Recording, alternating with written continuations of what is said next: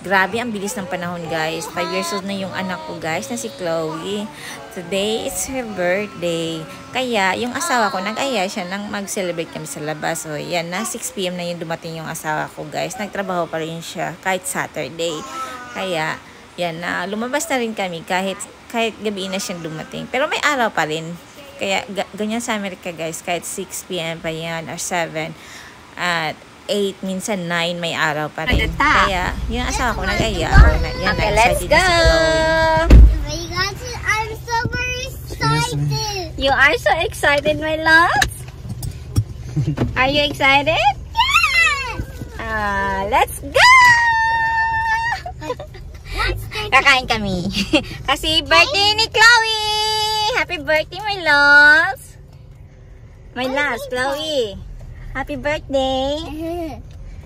Kakain kami. Lalabas kami. Let's go! Dumating kami sa restaurant, gabi na, guys. Dumilim na siya. Pero okay lang. Dami pa rin tao. Kahit na madilim na. Pero, i-enjoy pa rin ang gabi. Kasi birthday ng anak ko. Let's go na. Samahan niyo kami. Yeah, because we're gonna eat there. Mag-eat kami sa Cheesecake Factory. Let's go! At na, papasok na kami. Excited na yung dalawa. Dala sila ng balloon nila. Kasi birthday niya. Magpa-party kami sa loob. Kami lang. Pero yan na. Yan yung maganda sa Cheesecake Factory, guys. Ang dami nilang cake na pagpipilian na sobrang sarap. Ganyan yung mga cake nila. Ang laki-laki ng slice. Grabe, super. Parang giant yung slice nila. Pero ang sarap ng mga cake nila, guys. Super. Hindi ka magsisisi pag natikman mo yung cake nila. Ganyan kasarap yung mga cake nila. Oo, tignan nyo. Takam-takam ka dyan. Sarap talaga ng mga cheesecake nila, guys.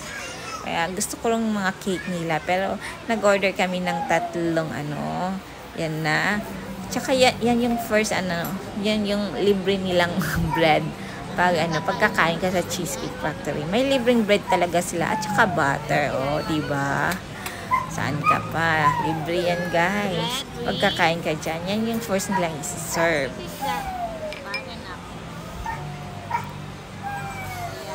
Ito na si Chloe, inanunod niya sa inano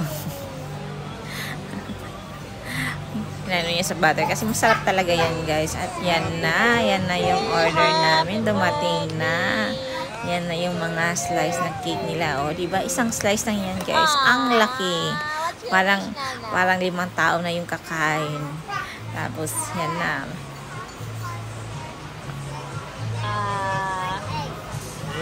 Amen! Tingnan nyo nga yung cake, guys. Ang sarap talaga. Size nila. Yan yung sarap. Yan rin yung in-order namin. Kain tayo. Happy birthday, my loves. At eto yung in-order ko, guys. Ang sarap tingnan. Brownies yan, guys. With sundae. Kain tayo.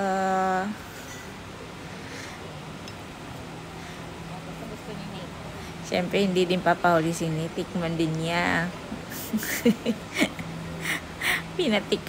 Pinatikim ko na lang sa kanya. Kasi sisigaw ng sigaw siya pag hindi mo bibigyan. At ito na rin yung in-order ko na dinner. Yan yung kabakla. Yan yung akin. Kain tayo.